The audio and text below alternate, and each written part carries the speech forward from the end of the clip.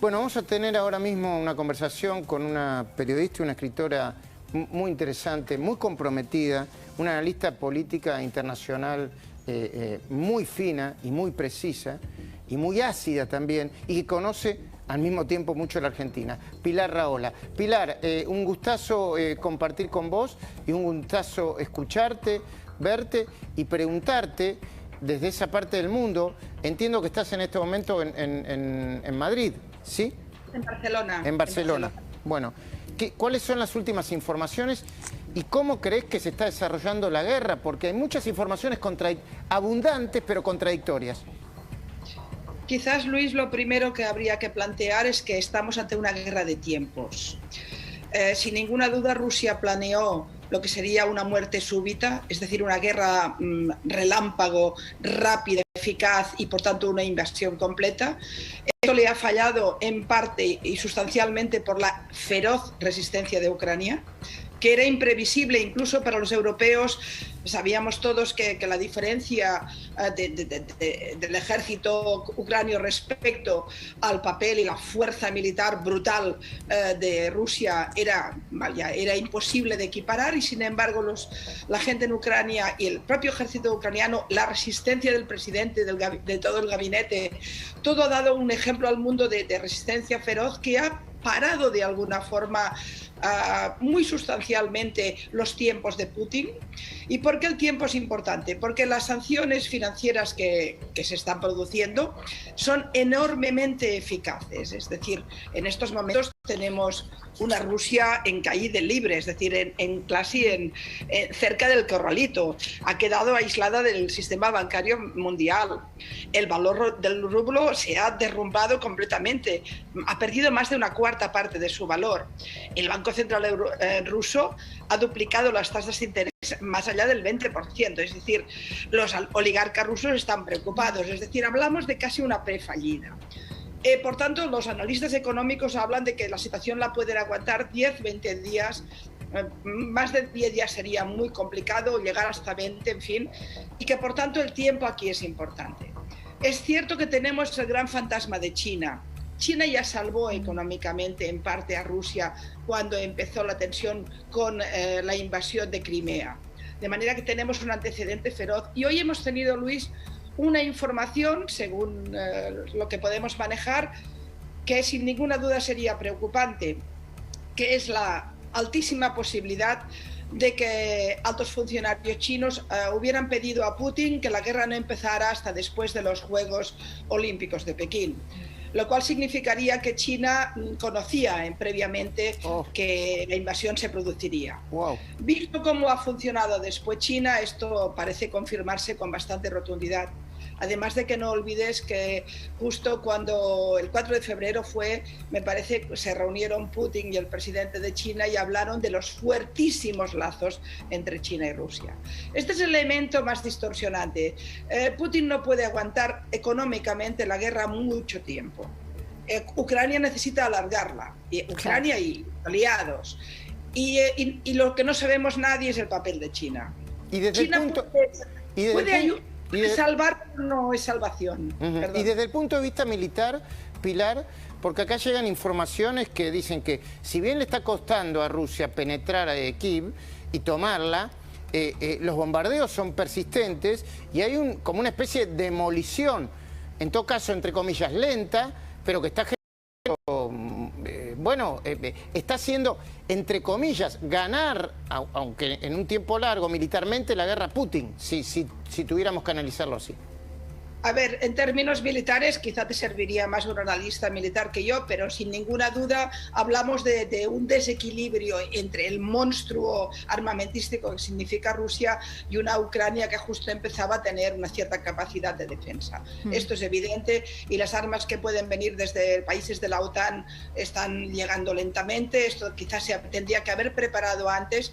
Es cierto que no se militarizó más Ucrania justamente para no poner más nerviosos a Rusia. Cuando hubo la invasión de Crimea, ya era el momento de que Ucrania tuviera más capacidad de defensa y militar.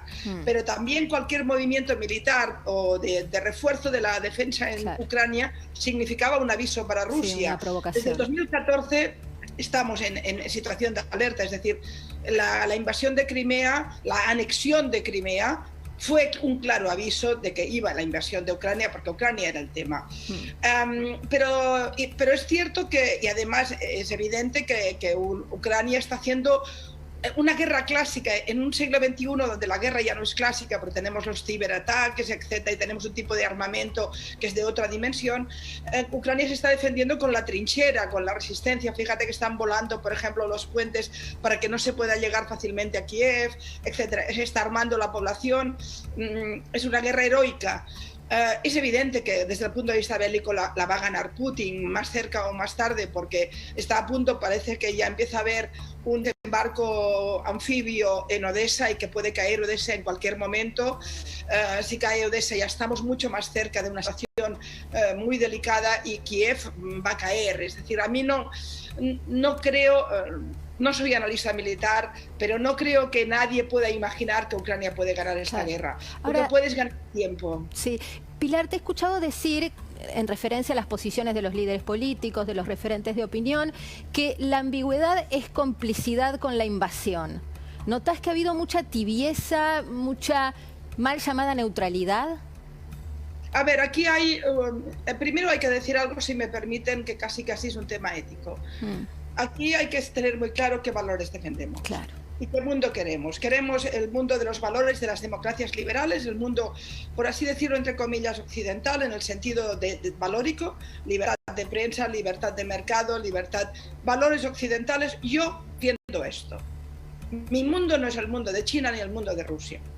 Luego podremos analizar críticamente a cada uno de nuestros países, masacrarlo críticamente lo que haga falta, hablar de Estados Unidos, pero ¿dónde estamos situados?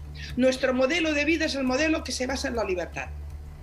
Por tanto, dudar de dónde estamos en el mapa del mundo me parece ya de entrada una irresponsabilidad política. Un mundo en el que China mande más, y Rusia mande más, e Irán mande más, no es un mundo que yo quiera. En todo caso, hablemos de equilibrios, pero no de superpoderes dominando la agenda del mundo, porque realmente esto entramos en una situación geopolítica que desde luego no es nada deseable. Ahora, Pilar, en ese sentido, ¿la comunidad internacional vos crees que pudo haber actuado antes? Vos recién hacías referencia a la anexión de Crimea en el 2014, en ese mismo año fue la Revolución Naranja en la Plaza Maidán, llevan 8 años de conflicto en Ucrania, de modo que esta situación quizá pudo anticiparse. Me refiero a, bueno, los organismos multilaterales y a muchas grandes potencias que incluso hoy ponen en juego los liderazgos, el liderazgo del propio Biden, de Boris Johnson, de Olaf Scholz, para poder contener la situación, ¿no? Bueno, si me permites, la pregunta es muy importante. ¿Puedo acabar un momento? Sí, claro, claro. Solo decir que desde esta perspectiva de valores del mundo, hay unos países que se han significado para mal. El eje bolivariano ha sido inaceptable, inaceptable. Una vez más pierden otra oportunidad para ser decentes. Están defendiendo una invasión y una masacre que va a llevarnos a probablemente más de 4 millones de refugiados en un drama humanitario que solo hemos vivido desde la Segunda Guerra Mundial y después en un drama de muerte terrible. Ahí hay un eje bolivariano inaceptable. El papel de China, sin ninguna duda, es un papel preocupante y permítanme, con muchas comillas, el papel de Argentina es deplorable. No, lo puede, sí. Sin comillas, Pilar. Sí. Es deplorable. Puede dejar las comillas. La ambigüedad, cuando me preguntaban ustedes, la ambigüedad es defensa del agresor. No hay matices. Aquí ha habido una destrucción del derecho internacional. Aquí no hay igualdad. Aquí hay un agresor que ha tomado centenares de miles de soldados, ha tomado sus tanques, sus bombarderos, sus anfibios y ha invadido un país. Y está masacrando a la población civil. Y esto no tiene ambigüedad. La ambigüedad de Alberto Fernández es absolutamente criminal. Estoy absolutamente indignada. Mira que a veces he sido crítica con el presidente. Ahora me parece indigno. Me parece indigno su papel, el de Nicaragua, el de Venezuela y por supuesto el de China, que mantiene sus intereses geopolíticos y que es el que nos asusta de verdad, porque al final, como Fernández ha decidido ser irrelevante, lo que está haciendo tampoco importa demasiado. Yo diría, Pilar, que además de indigno, es muy perverso, porque un día dicen una cosa, otro día dicen otra cosa. Ayer Argentina se sumó a la condena en la ONU. Si querés compartamos el cuadro donde hay solamente 4 países que apoyaron a Rusia. Bielorrusia, Corea del Norte, Eritrea y Siria. Argentina apoyó, pero un día el canciller dice, no tenemos que estar ni de un lado ni del otro. En las aperturas de sesiones ordinarias no se menciona a la invasión y el gobernador de la provincia de Buenos Aires, Axel Kicillof, habla de una guerra como si no estuvieran muriendo inocentes, que creo que oficialmente habría que ver cuál es la cifra real o la que se conoce hasta ahora. Está llegando a 2.000 civiles, Pilar. Yo me he buscado todas las declaraciones que ha habido de la Cancillería antes de decir con esta rotundidad lo que estoy diciendo. Y te aseguro que, además de indigno, es cobarde. Porque es aquello de quiero estar con Rusia, pero que se note poco. Porque es tan feo estar al lado, ponerse al lado de Siria o al lado de Venezuela en este tema. Es tan feo que hay cuidadito, me voy un poco detrás. Pero no condeno, no hablo de agresor, no pongo sobre la mesa los peones que hay que poner, porque en un momento es como decir, es una situación Chamberlain, pero pasada de vuelta y además encima irrelevante. ¿Me permitís dar una información de último momento que es pertinente para Pilar? Mira, Por después favor. de 90 minutos ha trascendido una conversación entre el presidente de Francia, Emmanuel Macron, y el presidente ruso, Vladimir Putin. Mirá vos. Putin le habría dicho a Macron que España está mandando armas de ataque a Ucrania y que Rusia toma esta actitud como un ataque directo y una intromisión de España en la guerra, y que le recomienda a Europa cesar con la intervención directa que agudizará el conflicto y que Rusia dará de este modo un golpe final, ¿no? Esta información acaba de conocerse.